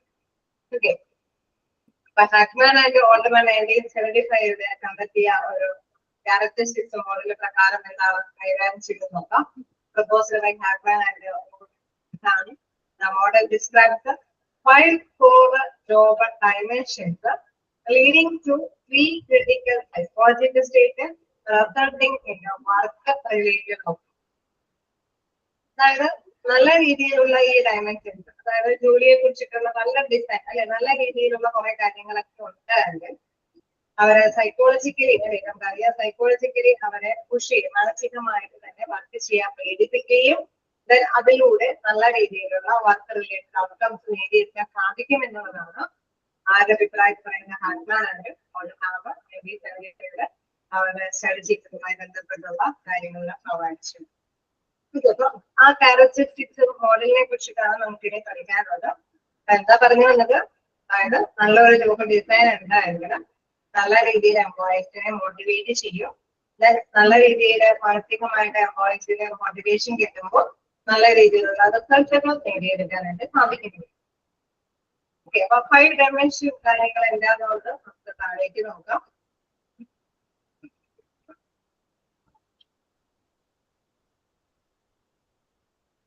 ഇവിടെ നോക്കാം ജോബ് ക്യാരക്ടറിസ്റ്റിക്സുമായി ബന്ധപ്പെട്ട വ്യത്യസ്ത തരത്തിലുള്ള സ്കില്ലുമായ കാര്യങ്ങൾ അത് കൃത്യതയോട് കൂടിയിട്ട് തന്നെ ഡിസൈൻ ചെയ്യും. ടാസ്ക് ഐഡന്റിഫൈ, അതായത് എന്താണ് നമ്മൾ ചെയ്യേണ്ട ഡ്യൂട്ടി എന്ന് കൃത്യമായിട്ട് തന്നെ ഐഡന്റിഫൈ ചെയ്യും. ടാസ്ക് സിഗ്നിഫിക്കൻസ്, എന്തിനാണ് കൂടുതൽ പ്രാധാന്യം, മുൻഗണന കൊടുത്ത് എന്ത് ഡ്യൂട്ടിയാണ് നമ്മൾ ചെയ്യേണ്ടത്. ഓട്ടോണമി എന്നുവെച്ചാൽ കുറച്ച് അധികാരങ്ങളൊക്കെ വിട്ടുകൊടുക്കുക, അതായത് നമുക്കൊരു ജോലി ഏൽപ്പിച്ചു തന്നിട്ടുണ്ടെങ്കിൽ അത് എങ്ങനെ ചെയ്യണം, അത് അല്ലെ ആരെ കൊണ്ടൊക്കെ ചെയ്യിപ്പിക്കാം. തീർച്ചയായിട്ടും കൂടി അല്ലെ വലിയ ഒരു ടാസ്കുള്ള ജോലിയൊക്കെ ആണെങ്കിൽ നമ്മുടെ കയ്യിൽ കുറച്ച് എംപ്ലോയീസിനൊക്കെ തന്നിട്ടുണ്ടെങ്കിൽ തീർച്ചയായിട്ടും നമുക്കറിയാം അതിനൊരു ഓട്ടോണമി ഒരു കുറച്ച് ഫ്രീഡം ഒക്കെ അവർക്ക് അനുവദിക്കണം. ഫീഡ്ബാക്ക്, അത് മാത്രമല്ല ഫീഡ്ബാക്കുകൾ എങ്ങനെ, എന്താണ് പ്രശ്നങ്ങൾ, എന്തെങ്കിലും ഇഷ്യൂസുകൾ ഉണ്ടോ, എന്തെങ്കിലും നമുക്ക് വർക്കിംഗ് കണ്ടീഷൻസിന്റെ കുറവുണ്ടോ, അങ്ങനെയൊക്കെയുള്ള കൃത്യമായിട്ടുള്ള ഒരു ഫീഡ്ബാക്ക് കളക്ട് ചെയ്യുന്നുണ്ട്. ഓക്കെ, അപ്പൊ തീർച്ചയായിട്ടും നമുക്കറിയാം ജോബ് ഡിസൈൻ ചെയ്യുമ്പോൾ പ്രധാനമായിട്ടും 5 കാര്യങ്ങൾക്ക് കോൺസെൻട്രേഷൻ കൊടുക്കുന്നു. ഒന്നാമതായിട്ട് സ്കിൽ വെറൈറ്റി, ടാസ്ക് ഐഡന്റിഫൈ, നമുക്കറിയാം വ്യത്യസ്തമായിട്ടുള്ള സ്കില്ലുകൾ ഉണ്ടായിരിക്കണം. ടാസ്ക് ഐഡന്റിറ്റി, തീർച്ചയായിട്ടും നമുക്കറിയാം എന്താണ് കൃത്യമായിട്ടുള്ള ടാസ്ക് എന്നുള്ളത് കൃത്യമായിട്ട് ഐഡന്റിഫൈ ചെയ്തിരിക്കണം. ടാസ്ക് സിഗ്നിഫിക്കൻസ്, ഈ ഉള്ള ഏൽപ്പിച്ച ടാസ്കിൽ ഏതിനാണ് മുൻഗണന കൊടുക്കേണ്ടത് കൃത്യമായിട്ട് തന്നെ അവിടെ മനസ്സിലാക്കിയിരിക്കണം. ഓട്ടോണമി, അവർക്ക് അധികാരങ്ങളൊക്കെ വിട്ടുകൊടുക്കണം, ഫ്രീഡൊക്കെ വിട്ടുകൊടുക്കണം. ഫീഡ്ബാക്ക്, അവരുടെ കൃത്യമായിട്ടുള്ള അല്ലെ ആവശ്യങ്ങൾ തന്നെ കൃത്യമായിട്ട് തന്നെ ഫീഡ്ബാക്ക് തന്നെ മനസ്സിലാക്കണം. ഓക്കെ, ഇങ്ങനെ ചെയ്ത എന്തെങ്കിലും ഗുണമുണ്ടാകുമോ? നമ്മൾക്ക് ഒരു ഡ്യൂട്ടിക്ക് ചെല്ലുമ്പോൾ നമുക്ക് ഡ്യൂട്ടി അല്ലെ കൃത്യമായിട്ടുള്ള ടാസ്ക് ഒക്കെ പറഞ്ഞു തന്നിട്ടുണ്ട്. നമുക്ക് ജോലി ചെയ്യാൻ ഏതൊക്കെ രീതിയിലാണ് മുൻഗണന കൊടുത്ത് ഏതൊക്കെ ജോലികളാണ് സ്റ്റാർട്ട് ചെയ്യേണ്ടതെന്നൊക്കെ കൃത്യമായിട്ട് പറഞ്ഞു തരുന്നു. നമുക്ക് ഓക്കെ ട്രസ്റ്റ് ഉണ്ടാവും. ഓക്കെ, ഫ്രീഡം നമുക്ക് തരുന്നു. ഫീഡ്ബാക്കുകളൊക്കെ അവർ കാണിച്ചു കൊടുക്കും. ഓക്കെ, അപ്പൊ ജോലി ചെയ്യാനായിട്ട് അവർക്ക് താല്പര്യം ഉണ്ടാവും അല്ലെ. കാരണം നമ്മുടെ ജോലിക്ക് നമുക്ക് ആവശ്യമായിട്ടുള്ള ഫ്രീഡവും അറിവും മറ്റും പ്രദാനം ചെയ്തിട്ടാണ് ജോലി കിട്ടിയത്. ഓക്കെ, അങ്ങനെ വരുമ്പോൾ ബേസിക്കലി നമുക്കറിയാം അവിടെ സൈക്കോളജിക്കൽ ആയിട്ടുള്ള കുറെ കാര്യങ്ങളിലേക്ക് എത്തിപ്പെട്ടു. എന്തൊക്കെയാണ് അവിടെ പറയുന്നത്? മീനിങ് നമുക്കൊരു പൂർണ്ണമായിട്ടുള്ള ഒരു രൂപരേഖയാണ് നമ്മൾ എത്തിച്ച ഡ്യൂട്ടിയെ കുറിച്ചിട്ട് നമുക്ക് സൈക്കോളജിക്കൽ ആയിട്ട് നോക്കുകയാണ്. നമുക്കൊരു മീനിങ് ഫുൾനെസ് ഉണ്ട്. റെസ്പോൺസിബിലിറ്റി, എന്റെ ഉത്തരവാദിത്തങ്ങളൊക്കെയാണ് ചെയ്യേണ്ടത് ബുദ്ധിമുട്ടുണ്ട്. നോളജ് ഓഫ് റിസൾട്ട് തീർച്ചയായിട്ടും നമുക്കറിയാം എല്ലാത്തിനെയും കുറിച്ചിട്ടുള്ള അറിവുണ്ട്. ഇപ്പൊ ഇന്ത്യക്ക് ഫീഡ്ബാക്ക് ഒക്കെ നോക്കിയിട്ട് അവിടെ തീർച്ചയായിട്ടും അതിനുള്ള സൗകര്യങ്ങളും കൃത്യമായിട്ടുള്ള നിർദ്ദേശങ്ങളൊക്കെ പങ്കുവയ്ക്കുമ്പോൾ തീർച്ചയായിട്ടും നമുക്ക് അതിനെ കുറിച്ചിട്ടുള്ള നല്ലൊരു അറിവ് നേടിയെടുക്കാനായിട്ട് സാധിക്കും. ഓക്കെ, അപ്പൊ സൈക്കോളജിക്ക് നമുക്ക് ഒരു അല്ലെ നമ്മളുടെ മൈൻഡിൽ തന്നെ അത് ആക്സെപ്റ്റ് ചെയ്യാനായിട്ടുള്ള ഒരു പവർ അവർ നേടുന്നു. എന്നാൽ അതിന്റെ പരിണിത ഫലമായിട്ട് നമുക്ക് എന്തൊക്കെ കിട്ടും? ഓക്കെ, നല്ലൊരു മോട്ടിവേഷൻ കിട്ടുന്നു. നമുക്ക് ജോലി ചെയ്യാൻ ഇൻട്രസ്റ്റ് അല്ലെ, നല്ലൊരു മോട്ടിവേഷൻ കിട്ടുന്നു. നല്ല രീതിയിൽ അവിടെ പ്രകടമാക്കാനായിട്ട് അവരെ വർക്കുകളൊക്കെ പെർഫോമൻസ് ബെറ്ററായിട്ട് പ്രകടമാക്കും. സാറ്റിസ്ഫൈഡ് ആയിരിക്കും, സംതൃപ്തരായിരിക്കും. അവിടെ മുടക്കമൊന്നും കൂടാതെ തന്നെ വോയിസ് വരാനായിട്ട് ശ്രമിക്കും. ടേൺ ഓവർ റേറ്റ് എന്ന് പറയുമ്പോൾ തീർച്ചയായിട്ടും നമുക്ക് കുറവായിരിക്കും, റെഡ്യൂസ് ആയിരിക്കും. കാരണം എംപ്ലോയി ഹാപ്പിയാണ്. ഹാപ്പി ആവില്ലേ? എംപ്ലോയി ഹാപ്പി ആവാൻ കാരണം എന്തുകൊണ്ടാണ്? ആ ജോലി കൊടുത്തപ്പോ തന്നെ അല്ലെ ജോലിയുമായി ബന്ധപ്പെട്ട കാര്യങ്ങളൊക്കെ കൃത്യമായിട്ട് മനസ്സിലാക്കി കൊടുത്തു. ഏത് രീതിയിലാണ് നിങ്ങൾ ജോലി ചെയ്യേണ്ടത് അല്ലെ. ഇപ്പൊ ഒരു റിസപ്ഷനിസ്റ്റിന്റെ പോസ്റ്റാണ്, ഇന്ന ഡ്യൂട്ടികളാണ് റിസപ്ഷനിസ്റ്റിന്റെ ഈ ഒരു ഡ്യൂട്ടി ചെയ്ത് വരുന്ന കസ്റ്റമേഴ്സ് നന്നായിട്ട് ഡീൽ ചെയ്യണം, നല്ല രീതിയിൽ വെൽക്കം ചെയ്യണം. ഇന്ന കാര്യങ്ങളൊക്കെ നമുക്കറിയാം. അവിടെ സിസ്റ്റത്തിലൊക്കെ രേഖപ്പെടുത്തണം. അങ്ങനെയൊക്കെ കൃത്യമായിട്ട് തന്നെ നിർദ്ദേശങ്ങൾ കൊടുക്കുന്നു. നമുക്കറിയാം അവിടെ പ്രയോറിറ്റൈസ് ചെയ്യുന്നത് അല്ലെ, മുൻഗണനാ പ്രകാരം എന്തൊക്കെ കാര്യങ്ങളാണ് ചെയ്യേണ്ടതെന്നൊക്കെ തീർച്ചയായിട്ടും കസ്റ്റമേഴ്സും ചിലപ്പോൾ നമ്മള് ചിലപ്പോൾ റിസപ്ഷനിസ്റ്റിനെ കണ്ടു കഴിഞ്ഞാൽ നമുക്ക് പ്രത്യേകമായിട്ട് തോന്നും. ഒരു കയ്യിൽ ഒരു ഫോൺ ഉണ്ടാവും, ഇപ്പോഴത്തെ കയ്യിൽ കമ്പ്യൂട്ടറിൽ അവരെന്തെങ്കിലും ടൈപ്പ് ചെയ്യുന്നുണ്ടാവും, കസ്റ്റമേഴ്സിനോടും ഡീൽ ചെയ്യുന്നുണ്ടാവും. അങ്ങനെ ആരുടെയെങ്കിലും പരിപാടികൾ ഉണ്ടായിട്ടുണ്ടാവും. അവർ മൾട്ടിപ്പിൾ ടാസ്കുകൾ ചെയ്യുന്നുണ്ട് അല്ലെ. പലതരത്തിലുള്ള ടാസ്കുകൾ അവർ ഒരുപോലെ തന്നെ നിർവഹിക്കുന്നുണ്ടാവും. അപ്പൊ തീർച്ചയായിട്ടും നമുക്കറിയാം അങ്ങനെ എംപ്ലോയീസ് അങ്ങനെ ആവുന്നത് എങ്ങനെയാ? തീർച്ചയായിട്ടും അതിനുള്ള നിർദ്ദേശങ്ങൾ അവർക്ക് പറഞ്ഞു കൊടുക്കുന്നുണ്ട് അല്ലെ. കസ്റ്റമേഴ്സിനെ പ്രയോറിറ്റൈസ് ചെയ്ത് ഇതിന്റെ കാര്യങ്ങൾ ചെയ്യണം. കസ്റ്റമേഴ്സിനെ നിങ്ങൾ ജസ്റ്റ് ഒന്ന് അല്ലെ വൺ സൈറ്റ് കൊണ്ടെങ്കിലും നിങ്ങൾ ഓക്കെ നിങ്ങൾ ഞാൻ കാണുന്നുണ്ട് എന്നുള്ളൊരു അവബോധം അവർക്ക് ഉണ്ടാക്കത്തക്ക വിധത്തില് അവരെ വെൽക്കം ചെയ്യണം. ഫോണിലാണെങ്കിലും അതിനുള്ള സമയം അല്ലെ ഒരു ചെറിയ സമയം കീപ്പ് ചെയ്തുകൊണ്ട് സംസാരിക്കണം. ഡിപ്പാർട്ട്മെന്റ് എന്തെങ്കിലൊക്കെ ആവശ്യപ്പെടുന്നുണ്ടെങ്കിൽ സമയസമയത്തിലൊക്കെ നിറവേറ്റി കൊടുക്കണം. ഓക്കെ, മറ്റു ഡിപ്പാർട്ട്മെന്റിലൊക്കെ എന്തെങ്കിലുമൊക്കെ കാര്യങ്ങളൊക്കെ നിറവേറ്റി കൊടുക്കണം. സോ ഇപ്പൊ കൃത്യമായിട്ടുള്ള ഒരു രൂപരേഖ അതിനുണ്ട്. അതുപോലെ തന്നെ എന്താണ് പ്രയോറിറ്റി കൊടുത്ത് ചെയ്യേണ്ടതെന്നുള്ള ഒരു കൃത്യമായിട്ടുള്ള അവബോധം വായിക്കണം. അവർക്ക് ഓരോന്നോരോന്നും ചെയ്ത് നമുക്കറിയാം നല്ല ഒരു നോളജ് അല്ലെ നല്ലൊരു എക്സ്പീരിയൻസും അവർ നേടിക്കഴിഞ്ഞിട്ടുണ്ടാവും. ഞാൻ അങ്ങനെ വരുമ്പോൾ തീർച്ചയായിട്ടും എന്താണ് എംപ്ലോയീസിന് ഹാപ്പി ആയിരിക്കും അല്ലെ. അവർക്ക് നല്ല രീതിയിൽ മോട്ടിവേഷൻ കിട്ടും. ഓക്കെ, നമ്മൾ ചെയ്യുന്നത് കോൺഫിഡൻസ് ചെയ്യാനായിട്ടുള്ള ഒരു പവർ അവർക്ക് ഉണ്ടാവും. അവരുടെ പെർഫോമൻസിൽ അത് പ്രകടമാകും. സാറ്റിസ്ഫൈഡ് ആയിട്ടുള്ള എംപ്ലോയി ആകുമ്പോൾ അവസരം ഒന്നും ഇല്ലാതെ മറ്റൊരു ജോലി തേടി പോകാനായിട്ടുള്ള ആഗ്രഹമൊന്നും അവർക്ക് ഉണ്ടാവാനും ചാൻസ് ഇല്ല. നല്ലൊരു ജോബ് ഡിസൈൻ എന്നുള്ളതല്ലേ ഇവിടെ അദ്ദേഹത്തിന്റെ 5 മോഡൽസും പ്രധാനപ്പെട്ടതാണ്. അതായത് തീർച്ചയായിട്ടും അല്ലെ ഐഡന്റിഫൈ ചെയ്യുകയും വേണം, സിഗ്നിഫിക്കൻസ് കൊടുക്കണം. ഓട്ടോണമി അതും വളരെ പ്രധാനപ്പെട്ടതാണ്. ഇതും മിക്കവാറും സ്ഥാപനങ്ങളിലേക്ക് ഡ്യൂട്ടി ചെയ്യുമ്പോൾ ഒരു കൺട്രോളിംഗ് പവർ എപ്പോഴും ഉണ്ടാവും അല്ലെ. അപ്പൊ തീർച്ചയായിട്ടും നമുക്ക് ഫ്രീ ആയിട്ട് വർക്ക് ചെയ്യാനായിട്ട് പറ്റും. ഇതൊക്കെ ഫ്രീഡം കൂടി കുറച്ച് അല്ലെ അവരുടെ ഡ്യൂട്ടിയിൽ ഹാൻഡിൽ ചെയ്യാനായിട്ട് അവർക്കൊരു ഫ്രീഡം കൂടി കൊടുക്കുമ്പോൾ അവര് ഹാപ്പി ആയിരിക്കും. ഫീഡ്ബാക്ക് എന്തെങ്കിലുമൊക്കെ പ്രോബ്ലംസ് ഉണ്ടോ എന്നൊക്കെ കൃത്യമായിട്ട് ഇടയ്ക്ക് ചിന്തിച്ച് കളക്ട് ചെയ്യുകയാണെങ്കിൽ അവർക്ക് ഒന്നുകൂടി ഹാപ്പി ആയിരിക്കും. കാരണം നമ്മുടെ പ്രശ്നങ്ങൾക്ക് ഒരു പരിഹാരങ്ങൾ കണ്ടെത്താനായിട്ടും തീർച്ചയായിട്ടും അതിനുള്ള സജ്ജീകരണമൊക്കെ ചെയ്തു കൊടുക്കുമ്പോൾ അവർ നല്ല മോട്ടിവേറ്റഡ് ആയിരിക്കും. ഓക്കെ അല്ലേ? ക്ലിയറല്ലേ?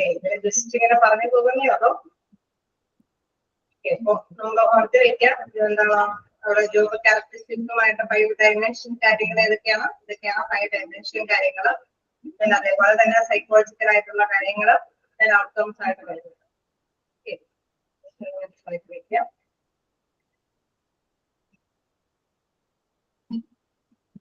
അടുത്തൊരു ഭാഗത്തേക്ക് പോകാലോ. ഓക്കെയാണോ?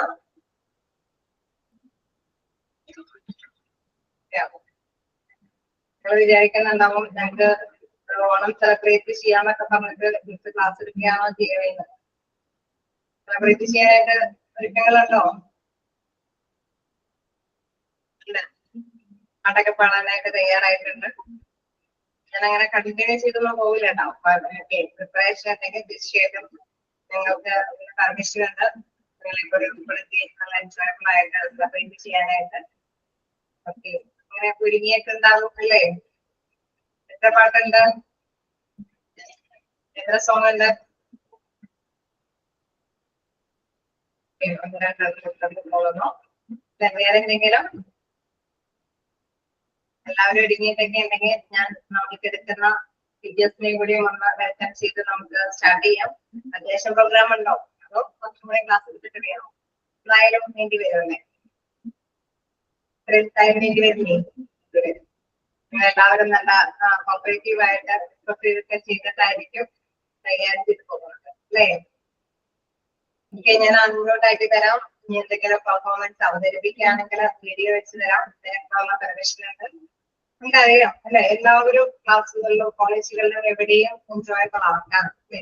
അപ്പൊ ഓൺലൈൻ പ്ലാറ്റ്ഫോമിലാണെങ്കിലും നമുക്കും അത് എൻജോയബിൾ ആണ്. അതുകൊണ്ടൊക്കെ തന്നെയാണ് ഞങ്ങൾ ഇങ്ങനെ ഡ്രസ്സിംഗ് ഒക്കെ ചെയ്ത് നിങ്ങൾക്കോടൊപ്പം തന്നെ പങ്കുകൊള്ളാനായിട്ട് വന്നിരിക്കുന്നത്. ഞങ്ങളുടെ സ്മാർട്ട് സിയുടെ 24th ഡേ സെലിബ്രേഷൻ. പക്ഷെ ക്ലാസ് റൂമില് ഞങ്ങളൊന്നും ഉണ്ടാവുന്നില്ല. അപ്പൊ അതുകൊണ്ട് തന്നെയാണ് ഞങ്ങളൊക്കെ നിങ്ങളൊപ്പം ആവാനായിട്ട് ഇങ്ങനെ ഒരുങ്ങിയൊക്കെ വന്നിരിക്കുന്നത്. ഓക്കെ, ഇപ്പൊ നമുക്ക് വിഷയമേടത്തിനെ കൂടെയൊക്കെ വിളിച്ചിട്ട് സ്റ്റാർട്ട് ചെയ്താലോ? ആരൊക്കെ ഒരുങ്ങിയിട്ടുണ്ട്? എല്ലാവരും കോപ്പറേറ്റ് ചെയ്തിട്ട് ഒരുങ്ങിയിട്ടുണ്ട്. എന്തൊക്കെ പ്രോഗ്രാം ആണോ ഉള്ളത്? ഞാൻ ഒരുങ്ങിയിട്ടുണ്ട്. ഞാൻ കാട്ടാം.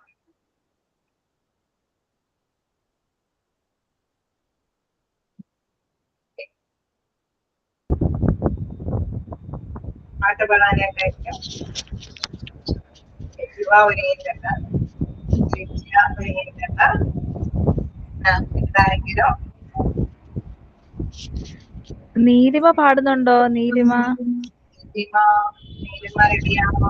ഞാൻ പാടാൻ റെഡിയാ, പക്ഷെ ഞാൻ ഭക്ഷണം കഴിക്കുന്നത്. ഇവരെല്ലാം പാടിക്കഴിഞ്ഞിട്ട് ഞാൻ പാടാൻ ഇനിയാണെങ്കിൽ ഭക്ഷണം കഴിച്ചോണ്ടിരിക്കുന്നത്. അതാ ഓക്കെ അതിന്റെ ഇടയ്ക്ക് ക്ലാസ് കാണുന്നതാ. ഭക്ഷണം കഴിച്ചു കഴിഞ്ഞ പാടിയാ ഇവര് അപ്പേക്ക് റെഡി ആവുമല്ലോ. ഓക്കെ ഓക്കെ, കുഴപ്പമില്ല. ഓൺലൈനാണല്ലോ. ഇപ്പൊ കുറച്ച് 2 പേര് കഴിഞ്ഞ് കഴിയുമ്പോൾ റെഡിയാക്കാം. ഓക്കെ, പിന്നെ ആരെങ്കിലും? ആരെങ്കിലും 2-3 സോങ് ഒക്കെ പാടാനായിട്ടുള്ള അവസരങ്ങളുണ്ട്. പിന്നെ നമുക്ക് വിഷസ് ഒക്കെ നൽകണം അല്ലെ? എല്ലാവർക്കും ഒക്കെ വിഷസ് ഒക്കെ നൽകേണ്ടതായിട്ട്. സോ നമുക്ക് ക്ലാസ് ഇതുവരെയുള്ളത് അല്ലെ? അപ്പൊ നമ്മൾ എടുത്ത് നിർത്തിയേക്കുന്നത് ജസ്റ്റ് ഒന്ന് ഓർത്ത് വയ്ക്കാം. അതായത് സിഗ്നിഫിക്കൻസ് ഓഫ് ജോബ് വരെയിരിക്കും. അതാണ് ഞാൻ നെക്സ്റ്റ് ക്ലാസ്സിൽ തുടങ്ങിയത്, സിഗ്നിഫിക്കൻസ് ഓഫ് ജോബ്. ഓക്കെ, അപ്പൊ അതുവരെയുള്ളതൊക്കെ വായിച്ചിട്ട് വരാൻ തന്നെ ശ്രമിക്കാം.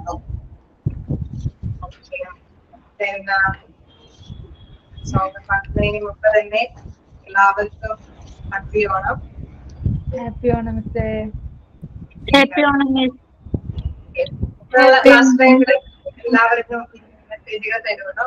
ഫസ്റ്റ് നമ്മളെ എല്ലാവരെയും വെൽക്കം ചെയ്യാണ് നമ്മളുടെ ഓണം സെലിബ്രേഷൻ അല്ലേ? 13th സെലിബ്രേഷൻ നമുക്ക് അടിപൊളിയാക്കാം. അപ്പോ എല്ലാവരും വെൽക്കം ചെയ്യുന്നു. എല്ലാവർക്കും കഴിയുന്നത്ര രീതിയിൽ പാർട്ടിസിപ്പേറ്റ് ചെയ്യാനോ. പിന്നെ 2-3 പേരുടെ പാട്ട് മാത്രം കൊണ്ട് നമ്മള് മുന്നോട്ട് പോകണമെന്ന് മാത്രമല്ല, കുറച്ചെങ്കിലും നിങ്ങൾക്ക് ഓപ്പൺ ആക്കിയിട്ട് സംസാരിക്കാനൊക്കെ അവസരങ്ങളൊക്കെ ഉണ്ട്. സോ അത് മാക്സിമം യൂട്ടിലൈസ് ചെയ്യാനായിട്ട് ശ്രമിക്കാം. ഞാൻ നിശാമിസിനെ കൂടി ഒന്ന് വിളിച്ചിട്ട് നമുക്ക് പാട്ടൊക്കെ തുടങ്ങാം. Okay, thank you. നിങ്ങൾക്ക് ഇങ്ങനെയുള്ള അവസരങ്ങളിലൊക്കെ ഫ്രീയായിട്ട് നിങ്ങളോടൊപ്പം ആവണമല്ലോ. അതുകൊണ്ടാണ്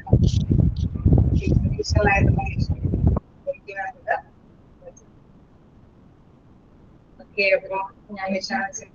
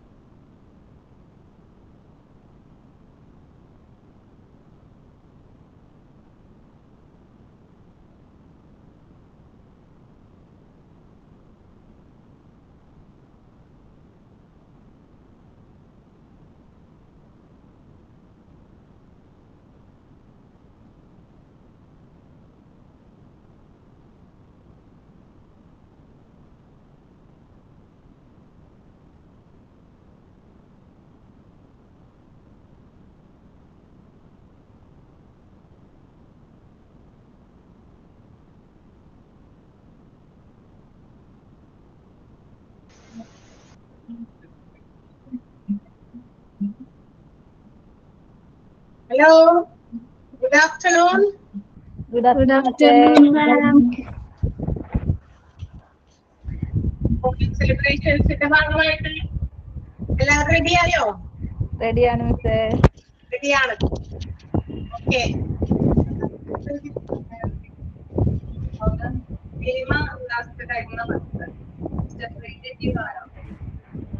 ഓക്കെ മിസ്സേ, ഞാൻ കഴിച്ചു കഴിഞ്ഞു. ഓക്കെ. ആ, അതല്ല. കഴിക്കാൻ പോയിരുന്നോ? ആ, ഞാൻ കഴിച്ചോണ്ടാ ക്ലാസ് കാണില്ലേ, അപ്പൊ കഴിച്ചു കഴിഞ്ഞു. ആണ്. ഓക്കെ. അപ്പൊ സ്റ്റാർട്ട് ചെയ്യാം. ആരാണെന്ന് വെച്ചാൽ ആദ്യം തുടങ്ങിക്കോ.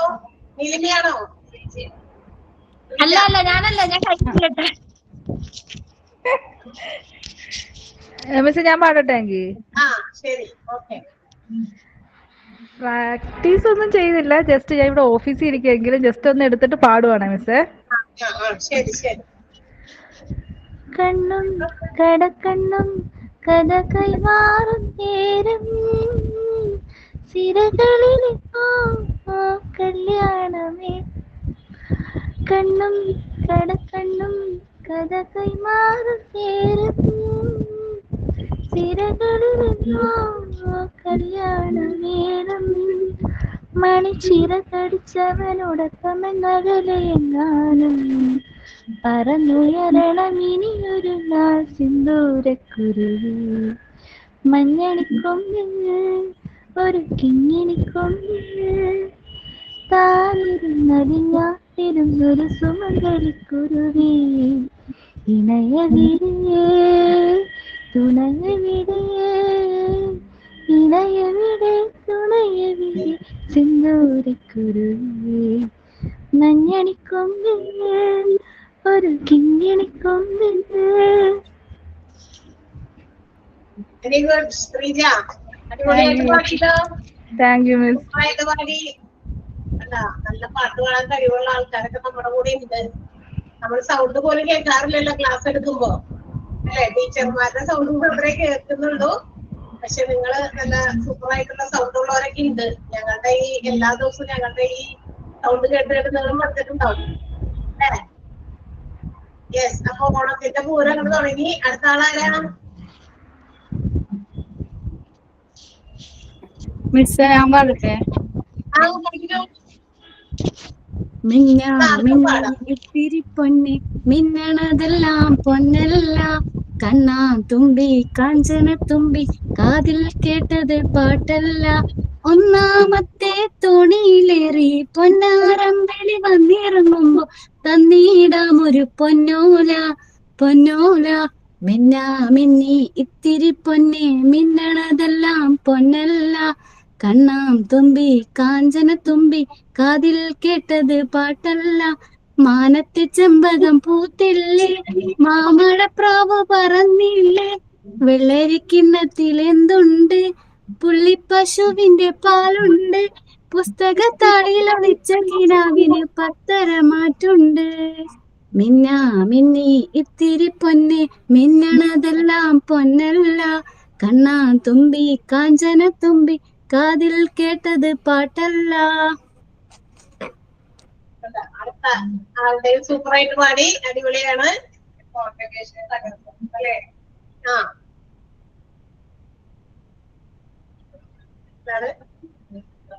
ഞങ്ങള് സാരിയുടെ കൂടെ വന്നു. ഫോട്ടോ ഒന്നും ഇടാണ്ടാണെന്ന് വന്നിരിക്കുന്നത്. ഏതായാലും നിങ്ങളുടെ ഓണം സെലിബ്രേഷന്റെ ഭാഗമായിട്ട് ഞങ്ങളുടെ ഭാഗത്തുനിന്ന് ഇങ്ങനെയൊക്കെ ചെയ്യാൻ പറ്റുള്ളൂ. അപ്പൊ അതുകൊണ്ട് സാരി കൊണ്ടുവരാം, നിങ്ങളുടെ സെലിബ്രേഷനിൽ പങ്കെടുക്കാന്ന് വിചാരിച്ചു. വിചിത്ര പാടണമെന്നുണ്ടല്ലോ. വിചിത്ര കഴിഞ്ഞ ദിവസം പാടിയതാണ് നമുക്ക് വേണ്ടി. ഇന്നുണ്ടോ വിചിത്തിന്റെ പാട്ട്? Hello ma'am. പാടണ്ടോ ഇന്ന്? ശരിയാവോന്നറിയില്ല. മുമ്പ് പഠിച്ചു വെച്ചൊരു പാട്ടുണ്ടായിരുന്നു. ഓ പാടിക്കോ പാടിക്കോ. ഓക്കെ, ഒരു മിനിറ്റ് നോക്കട്ടെ. വരി ഐഡിയ നോക്കട്ടെ. ഒരു മിനിറ്റ്. അല്ല, വരി ഓർമ്മയുണ്ടോ നോക്കട്ടെ. നീലിമ എന്ന പാടട്ടെ ആദ്യം. വിചിത്തപ്പഴിക്കൊന്ന് പ്രാക്ടീസ് ചെയ്തോ ഒറ്റയ്ക്കിരുന്ന്? Okay okay. ഒന്ന് റെഡി ആയിക്കോൾട്ടാ. നീലിമ എവിടെ പോയി? ഞാൻ പാടട്ടെ എന്നാല്. പാടില്ല പാടില്ല. ഓലത്തുമ്പത്തിരുന്നൂയലാടും ചെല്ലപ്പൈങ്കിളി എന്റെ ബാലഗോപാലനെ എണ്ണ തേപ്പിക്കുമ്പം പാടടി.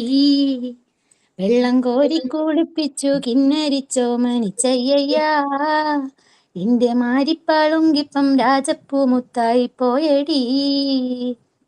ചൊല്ലിനാ വേറരുതേ കണ്ടു കണ്ണീറരുതേ പിള്ളദോഷം കളയാൻ മൂടു പുള്ളോൻ കുടമേ ഹോയ്.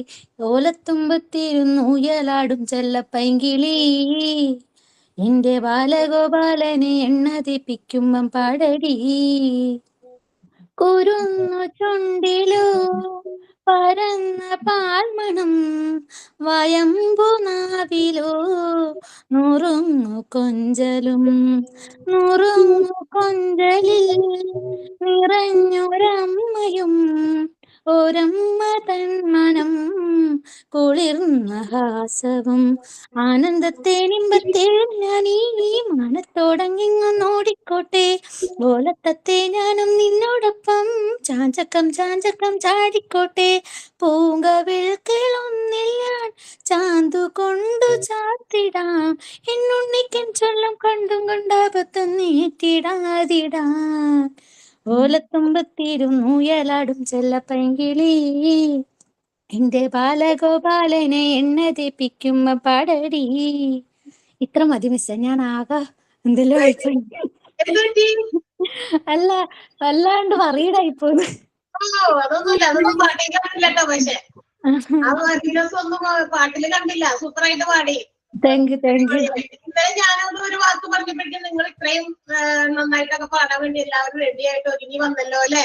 ഞാൻ എപ്പം എല്ലാ മിസ്സിന്റെ ക്ലാസ് കേൾക്കണം എന്ന് വിചാരിക്കും. പക്ഷെ മോളില്ലാതുകൊണ്ട് മാനേജ് ചെയ്യാൻ പറ്റൂല.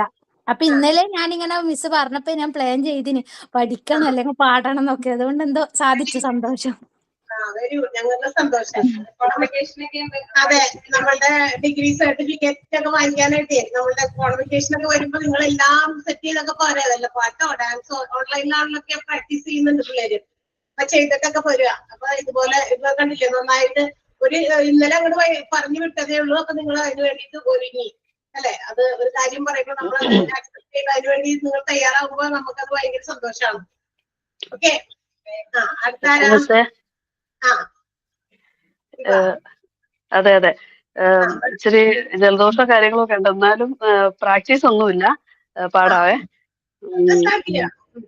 Okay okay okay. പൊന്നും കാണിക്കൊന്ന അടിമുടി പൂത്തൊരുങ്ങും ചന്തം മിനുങ്ങണ മിന്നൽ കൊടിയാരിവളെ കനവിലോ കുളിരുമാ വിരിയുമീ മുഖമിനി മഷി തൊടാമിഴിയിലോ വിരിയുമീ മുരളും അരുണമാം കവിളിലോ പുലരിയോ ശലഭമോ നടകളോ നദികളാ ഒഴുകിടും പൊന്നും കാണിക്കുന്ന യാടി മൂടി പൂത്തൊരുങ്ങും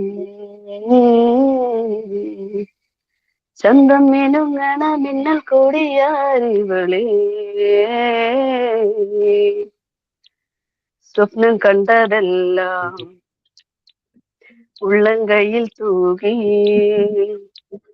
സ്നേഹം നോക്കും നാട്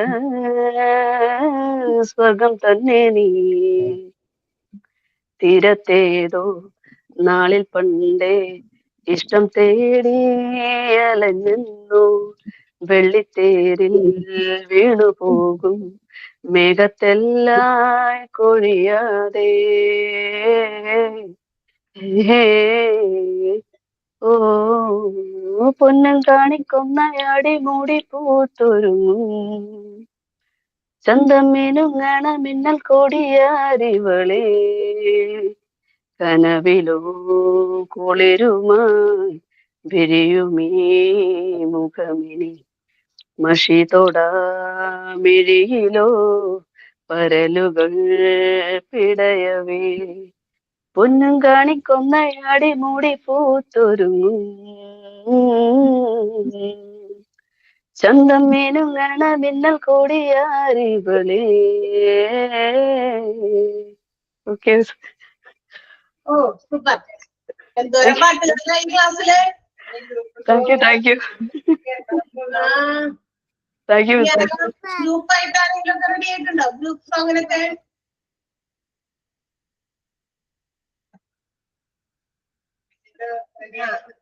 വിജിത്ത് എവിടെ പോയി? വിജിത്ത് റെഡിയായോ? തൊണ്ടയൊക്കെ ശരിയാക്കിയോ?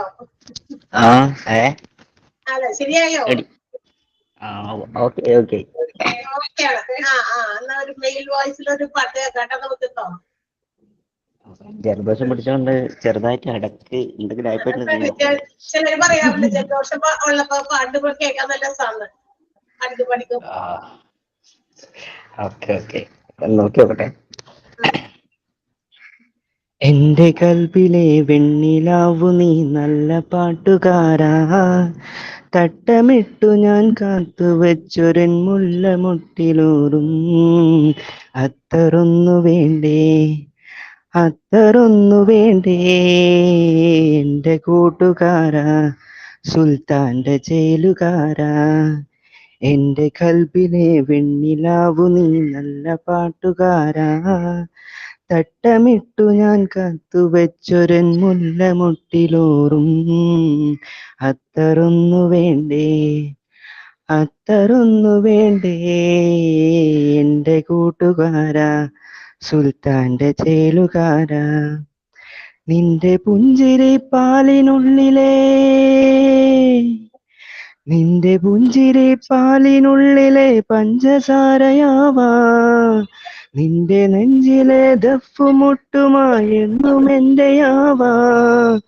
ഒപ്പനയ്ക്കു നീ കൂടുവാൻ മൈലാഞ്ചി മൊഞ്ചൊന്നു കാണുവാൻ, ഒപ്പനയ്ക്കു നീ കൂടുവാൻ മൈലാഞ്ചി മൊഞ്ചൊന്നു കാണുവാൻ. എത്തുമാത്രമെന്നാഗ്രഹങ്ങളെ മൂടി വെച്ചുവെന്നു എന്റെ കൽബിലെ വെണ്ണിലാവു നീ നല്ല പാട്ടുകാരാ, തട്ടമിട്ടു ഞാൻ കാത്തു വെച്ചൊരൻ മുല്ലമുട്ടിലൂറും അത്തറൊന്നു വേണ്ടേ, അത്തറൊന്നു വേണ്ടേ എന്റെ കൂട്ടുകാരാ, സുൽത്താന്റെ ചേലുകാരാ. തൊട്ടുമീട്ടുവാനുള്ള തന്ത്രികൾ തൊട്ടെണ്ണുപോലെ, തൊട്ടുമീട്ടുവാനുള്ള തന്ത്രികൾ തൊട്ടുമീട്ടുപോലെ. തെറ്റിപ്പോയി, അത്രേ അറിയുള്ളൂ, വരി മറന്നു. അത്രയും പാടിയില്ലേ? സൂപ്പറായിട്ട് പാടി. പാടിയ കേട്ടു. സൂപ്പർ ആയിരുന്നു. കൊച്ചു വരെ ചേട്ടനോട് നല്ല സൂപ്പറായെന്ന് പറയുന്ന കൊച്ചു അല്ലേ? Thank you thank U. ബാംഗ്ലൂരിൽ നിന്നുള്ള വോയിസ് ആണ് നമ്മളിപ്പോ കേട്ടത്. ഇനിയുണ്ടോ ആരെങ്കിലും? അപ്പൊ ഓക്കെ, ടീച്ചർ കണ്ടിന്യൂ ചെയ്തോളും. ഓൾ ദ ബെസ്റ്റ് കേട്ടാ. ഇനിയുണ്ടോ വല്ലതും പരിപാടി ഉണ്ടോ? ടീച്ചറിനോട് മാത്രം ചെയ്യാനുള്ളതായിരിക്കും ചിലപ്പോ. കഴിഞ്ഞ് ഓക്കെ. അപ്പൊ നമുക്ക് നല്ല അടിപൊളിയായിട്ട് എല്ലാവരും എൻജോയ് ചെയ്തിട്ടുണ്ടോ? മിസ്സിനെ കൂടി കണ്ടപ്പോ ഒരു ഉഷാറായി. ആണോ? Okay. Happy Onam, happy Onam, happy Onam. എല്ലാവരും ഒരിക്കൽ കൂടി ഇന്നലെ നമ്മൾ പറഞ്ഞതായിരുന്നു, നിങ്ങൾ ഇന്ന് വിളിച്ചപ്പോ ഒന്നുകൂടി വന്നു മാത്രം. അപ്പൊ ഹാപ്പി ഓണം, ഹാപ്പി ഓണം പാവേ. അപ്പൊ ഹാപ്പി ഓണം. നമുക്ക് ഇനി ഓണം കഴിഞ്ഞൊക്കെ കാണാം കേട്ടോ. Okay okay, see you, bye. Thank you. Thank you miss, thank U.